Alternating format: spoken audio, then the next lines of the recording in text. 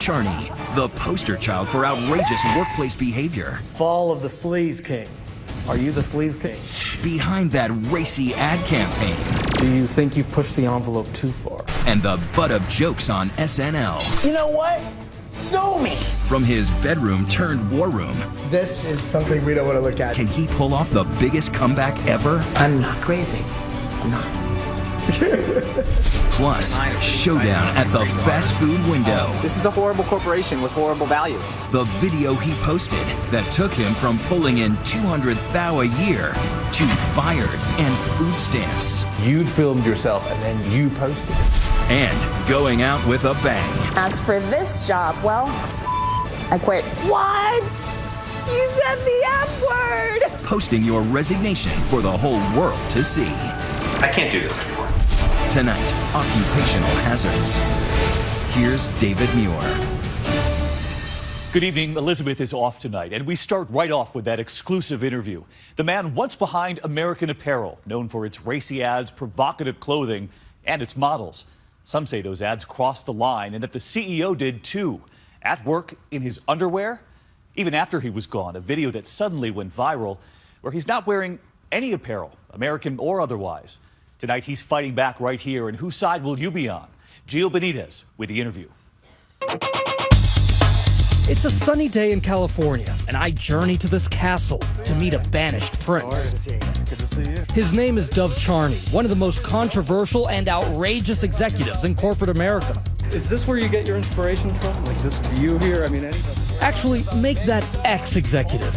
See, Dov, the very bad boy of boxer briefs and deep VTs, was unceremoniously ousted last year from the garment giant American Apparel. Dov Charney ousted by the company's board yesterday. After being terminated by a unanimous board decision, the company's board has fired him. And now, for the first time, he's ready to talk about it. There's everything, no holds barred here. This 10-bedroom bachelor pad doesn't look like the home of a pauper, but the exiled exec says he's flat broke. This doesn't exactly look like the kind of place where someone who's hurting would live, huh? Yeah, but it could hurt anywhere. Charney, the Canadian who loves all things American, brought us here in an effort to overcome allegations of sexual misconduct and mismanagement. Fall of the Sleaze King. Are you the Sleaze King? I'm not the Sleaze King. I want everybody to know I'm not the Sleaze King. I have nothing to do. The Sleaze King is another guy. Covers like this one aren't winning you any brownie points, are they? Well, I'm not a Girl Scout. Someone we talked to said Dov Charney is very likable. He's just not a normal human being. Fair? Was that my mother? That was my first taste of this man's oddball affect. And I'm not the only one who's experienced the full Charney. Yeah! I'm not happy with something, so, you see, I'm not happy with a V. I know we can do better there. Since Charney founded the company, American Apparel distinguished itself as a company that, against every trend, manufactured clothing in the U.S., paying its workers far above the industry average. A good worker could make $13-14 an hour, and their colleagues are working in sweatshops where they're paying cash for $5. Come on up, Dov. We saw the Dov love ourselves at this rally of current and former employees who believe he can save their troubled company. he's a great man, a great boss. Someone here said he needs us as much as we need him. Well, because they know who I am, and I know who they are. Pronto posible. That he can return to that company. Look at all these people. They were praying for you. Praying for you. So passion takes many forms. I'm touched. I'm touched. Amen. But Charney is not universally adored. He's equally famous for building the brand by pushing the limits of good taste and sexual propriety when it came to marketing its clothing. So early on, you were criticized for using very young models for those ads. Okay. So we have some of the pictures here. These that really, some say, border on kiddie porn. Okay, but you're saying kiddie porn and you're saying young models, but our models have generally been older, you know. Are the age... But made to look younger. But like I don't know, that's made to look younger is very subjective. Looking back, though, do you think you pushed the envelope too far? I'm sure we pushed the envelope too far a couple times. That's why you make the next ad right away. By 2005, the company was growing by leaps and bounds, earning $211 million in profits. And by early 2007, they went public. For Charney, it was always about breaking boundaries. And that was the driving force behind both his rise and fall. See, as the profits were piling up, so were allegations, lots of them, that his sexual enthusiasm wasn't just a marketing ploy, but that it created a sexually charged, hostile work environment. There's a sexual element of fashion that's inescapable. So, like, to then start saying, let's get scared about sex, we can't mention the word sex in the workplace. I mean, it just doesn't add up. It's not right. What do you think your weakness is? Is it women, sex, passion? What's your weakness? My weakness is probably not knowing what my weaknesses are at all times. Did you ever sexually harass any employee? No. I've never engaged in any activities that could be characterized as sexual harassment. And yet, despite his denials, the headlines and court filings started raining down. They weren't all about sex, but many were. 2005, Charney is accused of ordering the hiring of women in whom he had a sexual interest, conducting job interviews in his underwear, and giving one of the plaintiffs a vibrator. 2008, a former employee claimed Charney ordered her to pretend to masturbate. And in 2011, another former employee accused Charney of violently kissing her. Charney has been facing lawsuits and accusations of sexual harassment for years. Do you know how many times you've been sued for sexual harassment? Maybe a dozen, maybe less. He became so notorious, even SNL spoofed him. And if my employees don't like it, you know what? Sue me! The publicity you got, most notably for that lawsuit in 2011, in that case, an employee accused you of holding her prisoner in your apartment in Manhattan and forcing her to have sex with you. She sued for about $260 million. What happened in that case? What happened in that case? Okay, it's confidential. She lost on her sexual harassment lawsuit. Charney admits to sleeping with employees, but says everything was consensual. All those accusations are crap. There's allegations, whatever, and we've resolved them. None of these allegations were ever proven. Charney says some were settled, some dismissed. In any case, they were handled well enough for the company's board to let Dove keep being Dove for years. But then the bottom line started to bottom out. Experience of 2-3 years. Yeah, we lost a couple $100 million. And I never thought it would be such a difficult job. Then losses piled up, and by 2013, they were hemorrhaging money. Finally, the combination of red ink and blue headlines came to a head at a fateful board meeting last year in New York, when Dove's head was served on a platter, and 6 months later, I finally was out at Christmas 2014. Among the charges in your termination letter, you are accused of misusing company money, violating the company's sexual harassment policy, going so far as to offer significant severance packages to numerous former employees to ensure that your misconduct vis-a-vis these employees would not subject you to personal liability. Well, I think those accusations are completely false. It was an ignominious ouster for the brash entrepreneur, and the press had a field day. Dove Charney fired by the company's board of directors yesterday. Have you ever just started crying over what's happening? Yes. Yeah, no, it's ridiculous. I've been working 365 for 10 years, solid, okay, built a massive brand that captured the imagination of the world. And then to treat me like that, to throw me on the street, shame on them. Shame on them. That's my message to them. But like all great American success stories, he's determined to write a second act. We're gonna get it back. We're gonna get it back. I gotta be there. When we come back, Charney takes us deeper into his home, his bedroom, his master bath, where his secret plans are plastered on the walls. How is he plotting to return to power? It does make sense. I'm not crazy. I'm not. But would anybody take a chance on a guy doing this on camera? Stay with us. 2020 continues with Occupational Hazards. Once again, Gio Benitez.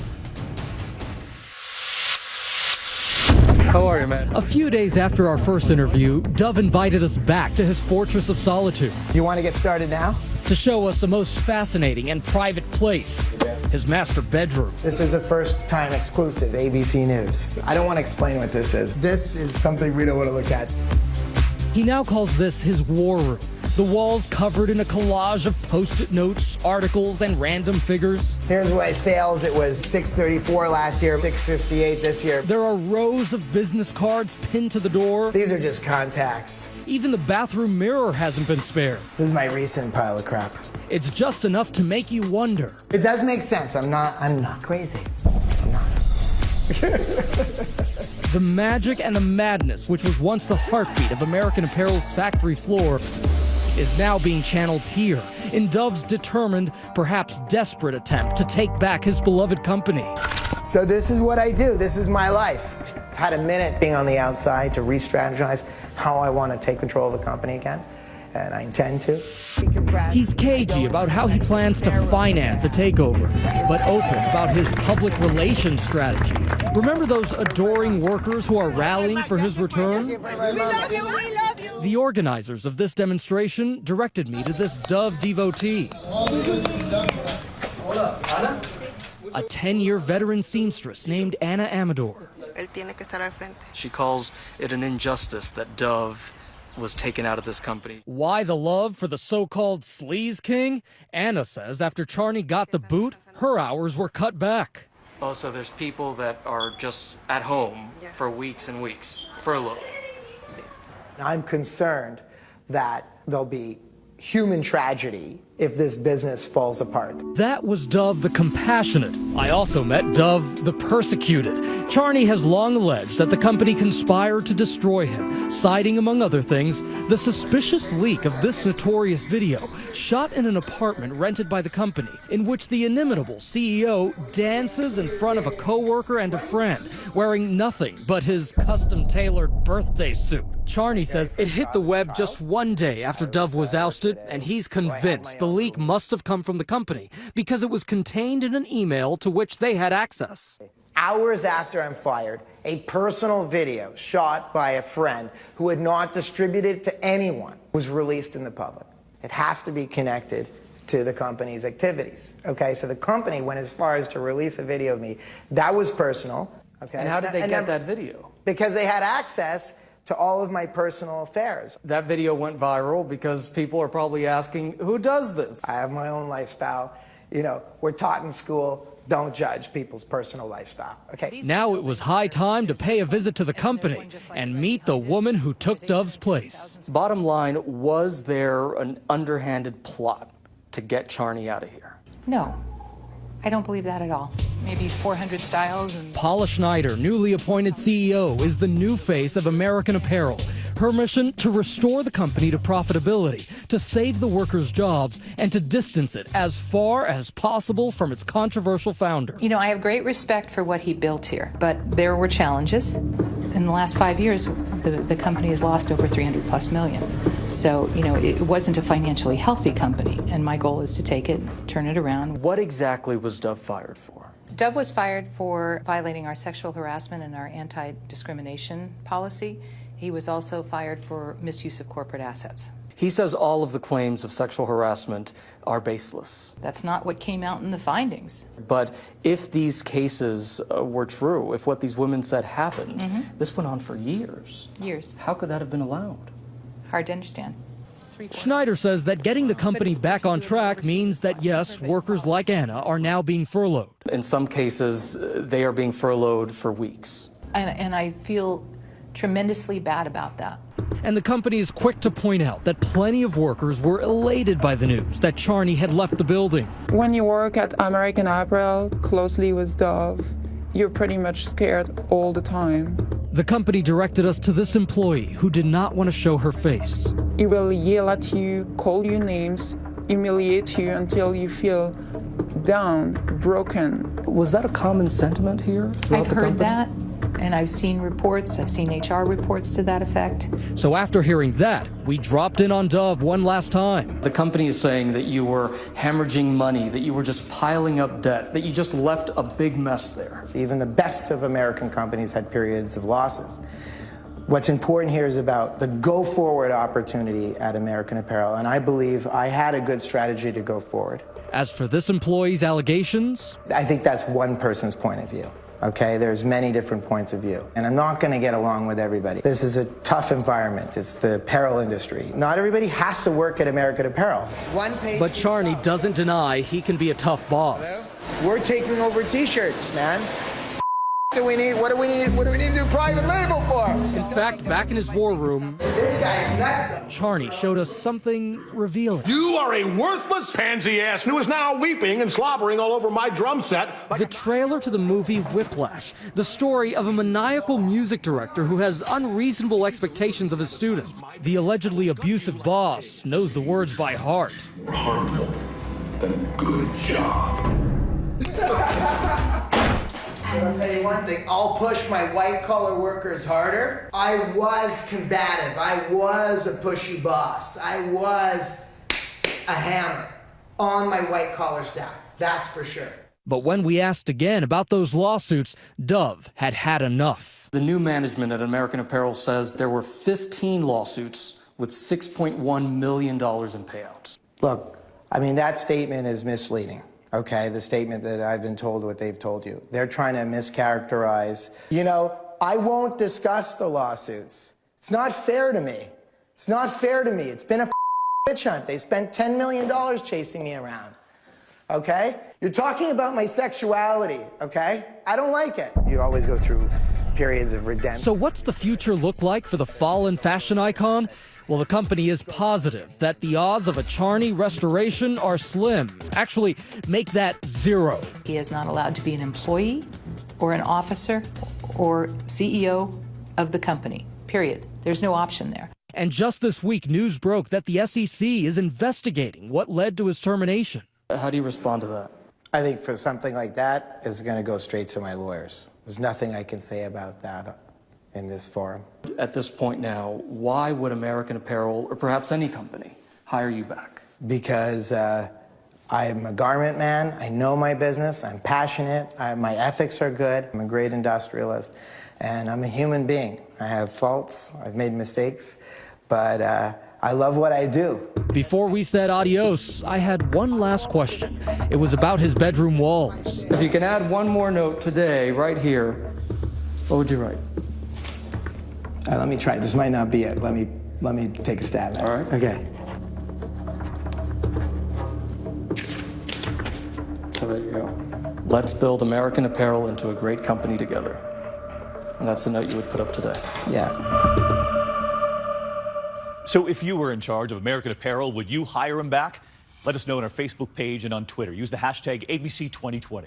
And when we come back tonight, bad behavior, the major executive and the meltdown at the fast food window. And you are about to see it right here. We'll be right back. Coming up, what did he film then post that lost him his job? From 200 grand a year, you're on food stamps? Even his kids trying to pitch in. Because we need the money. When speaking your mind becomes a career killer. Next.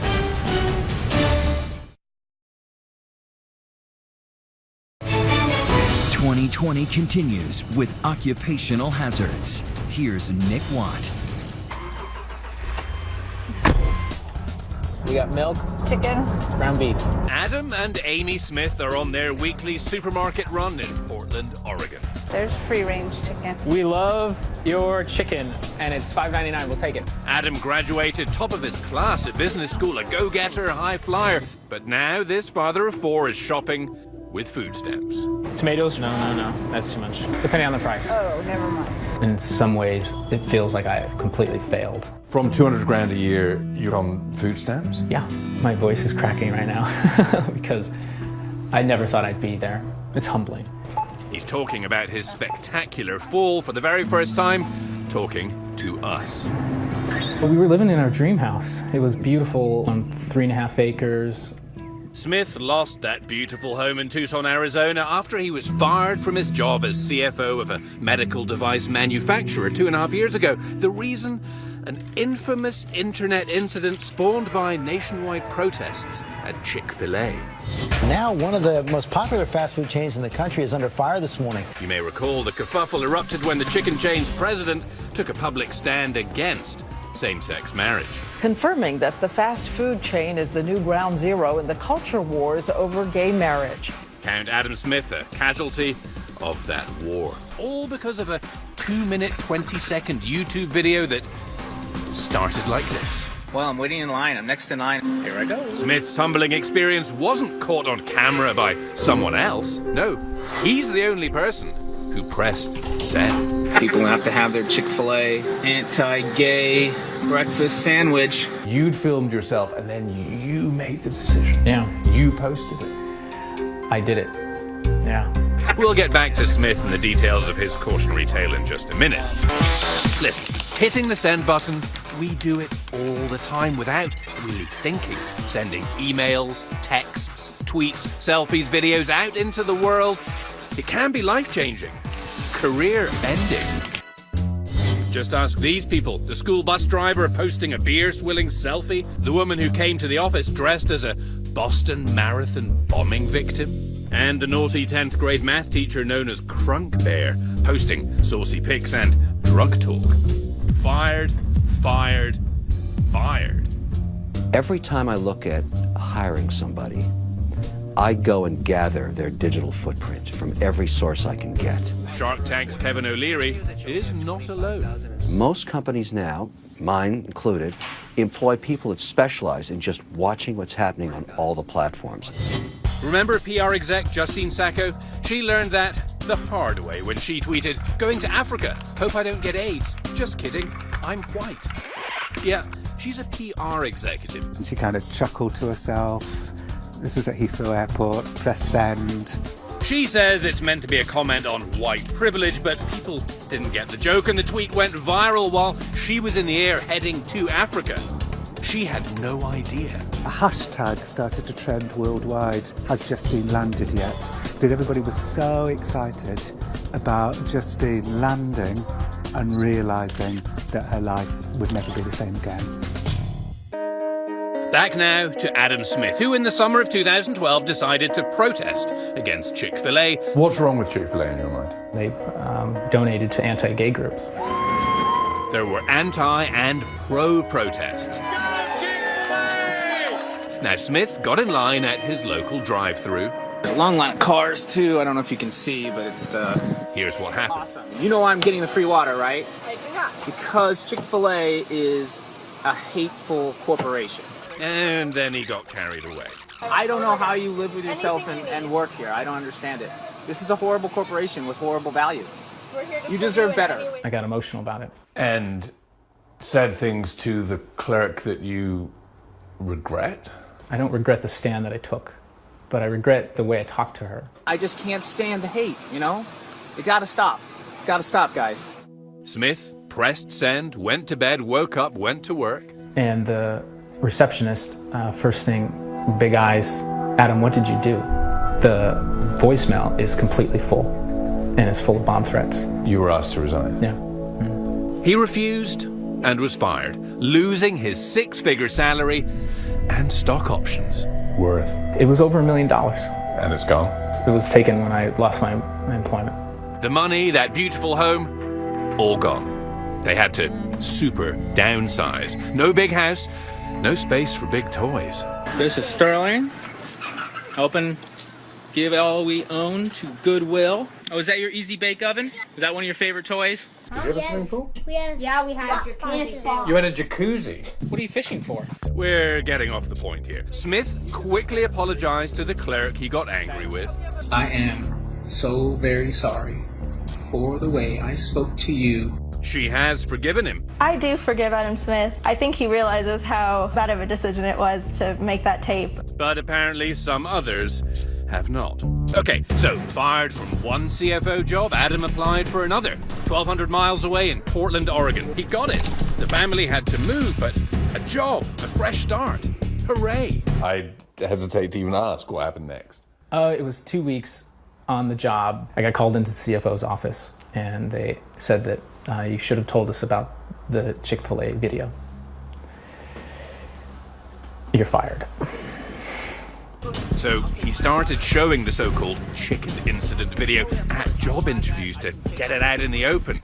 Rejection, rejection, rejection. The constant rejection that he's had going forward, that's been really brutal.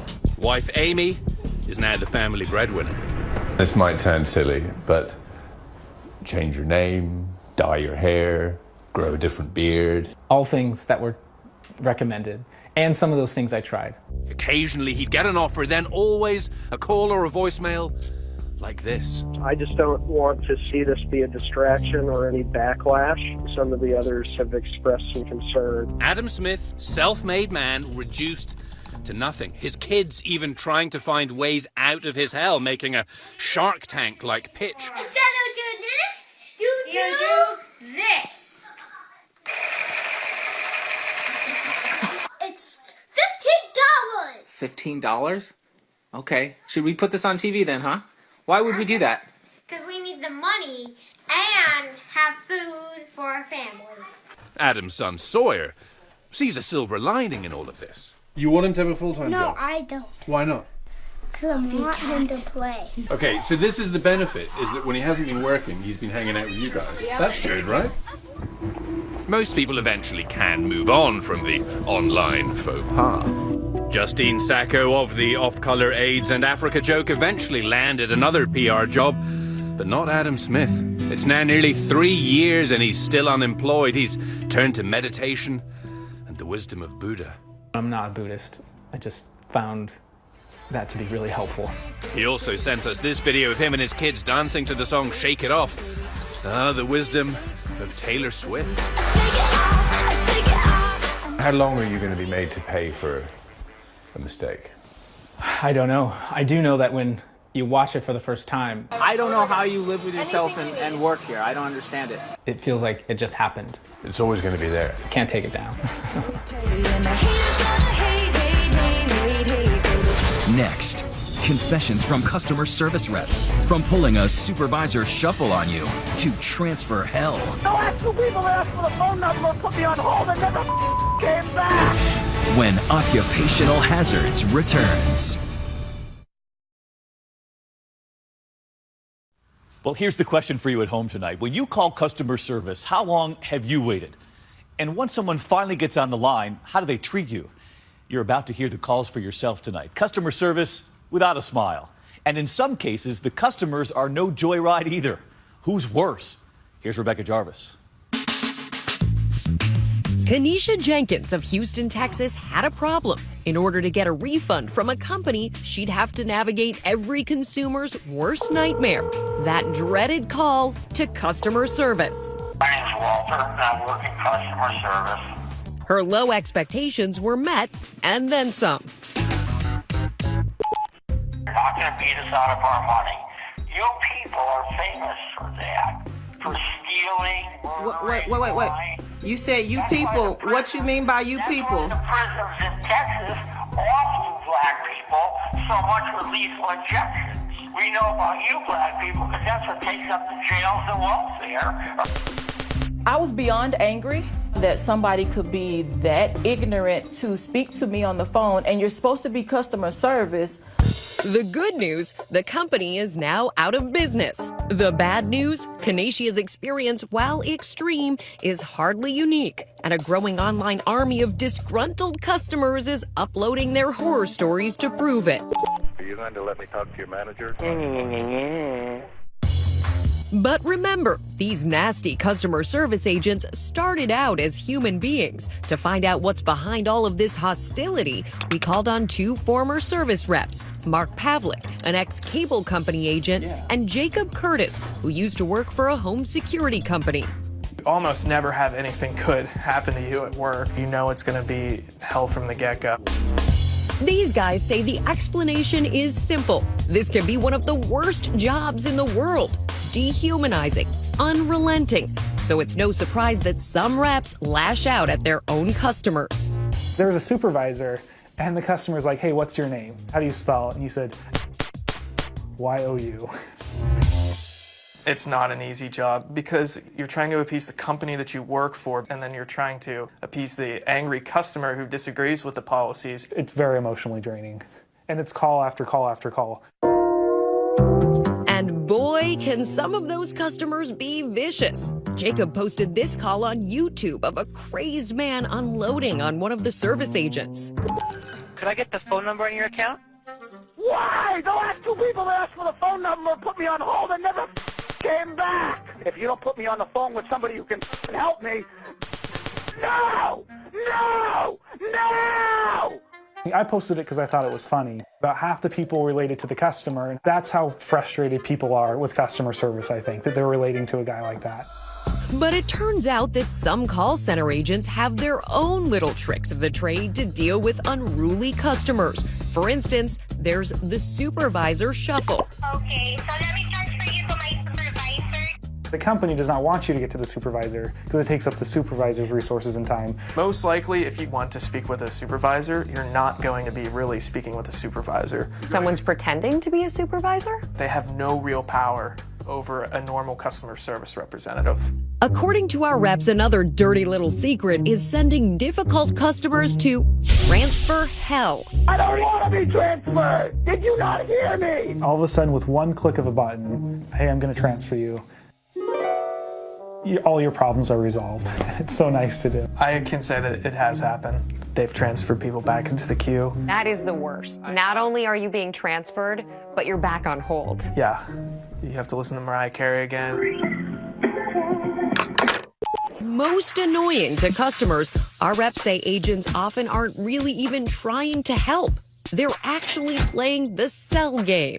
But you definitely spend the majority of your time trying to push something on them that they don't want pushed on them, trying to sell them something. That focus on sales over service was made crystal clear in this Comcast service call from hell that went viral last year. We'd like to disconnect, please. Okay, so why is it that you don't want the faster speed? Help me understand why you don't want faster internet. I'm declining this date. Can you please go to the next question so we can cancel our service? Okay, I mean, I'm just trying to figure out here what it is about Comcast service that you're not liking. This phone call is a really actually amazing representative example of why I don't want to stay with Comcast. So can you please cancel our service? So, okay, but I'm trying to help you. The way that you can help me is by disconnecting our service. That's how you can help me. How is that helping you, though? That's what I want. Okay, so why is that what you want? Comcast has apologized for the call and says it isn't representative of how the company trains its service agents. Now, the National Customer Service Association told 2020 that there are many companies whose true culture is one of excellence in customer service. Case in point, the online shoe vendor Zappos. Check out their call center in Las Vegas, where every day is a festive, fun-filled day. Here, the agents are pampered with a free snack bar and allowed to dress and decorate how they please. Creating a happy environment lends itself to people wanting to do a good job. Yeah, 24/7, so you can go to sleep, take a nap, and then call us. We'll be here. They know that I'm going to be able to help this person. I'm not going to have to tell them no. Yeah, right. We'll see about that.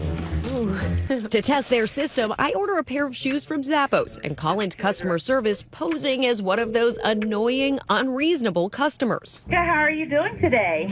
I'm okay. I'm just a little bit upset about the shoes I just got. I'm so sorry to hear that. You just want to return them. Well, what I would love to do is for you to send me a better pair of shoes and I'll just keep these. All right. Well, that would be awesome. So you're sending me that pair of shoes for free? I am. Wow. I want to make sure you have the product that you want.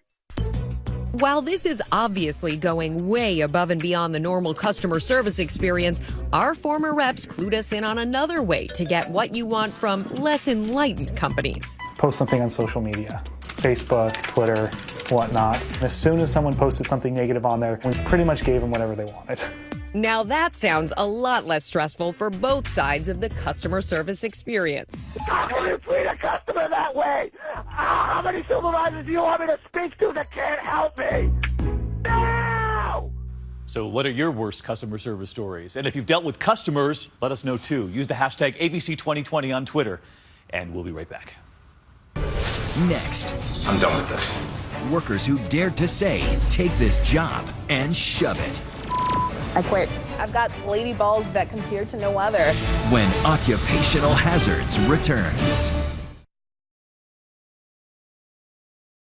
Finally tonight, the careful decision when it's time to take a new direction at work.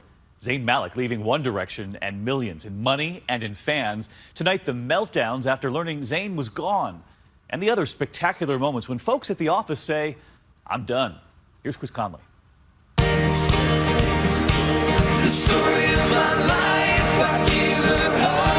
Who would quit the world's biggest boy band in mid-tour? He did. This week, Zayn Malik taking his high notes and heading home for good, leaving the mega-grossing One Direction, saying, I want to be a normal 22-year-old. His fans flooding social media with their heartbroken reaction.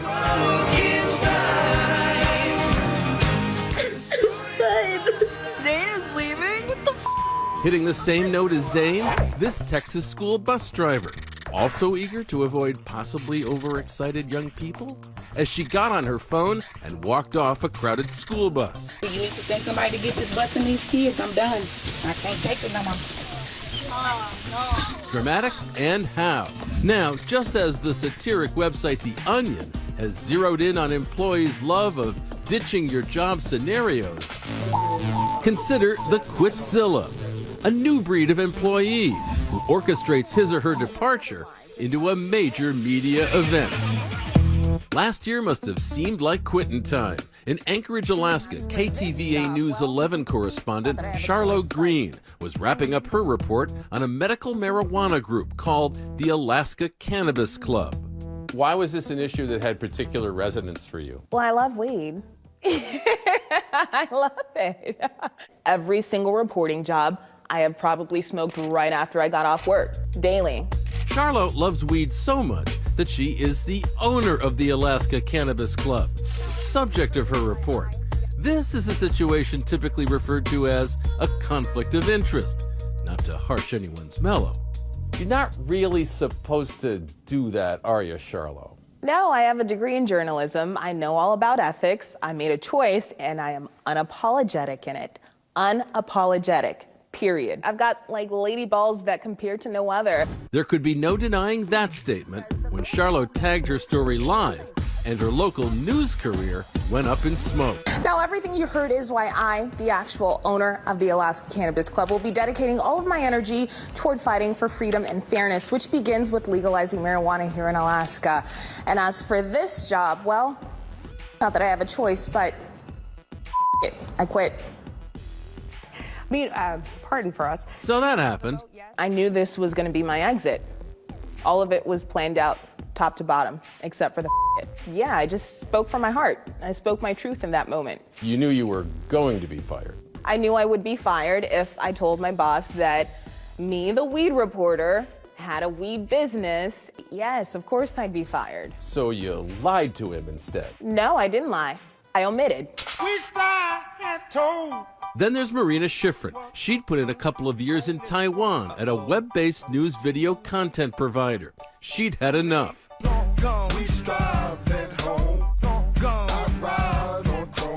The Quitzilla urge kicked in. So around 4 a.m. at the office, she solo danced her way through this so long. Now up to more than 19 million views. Marina's video put that Kanye West track Gone onto the singles chart 8 years after its release.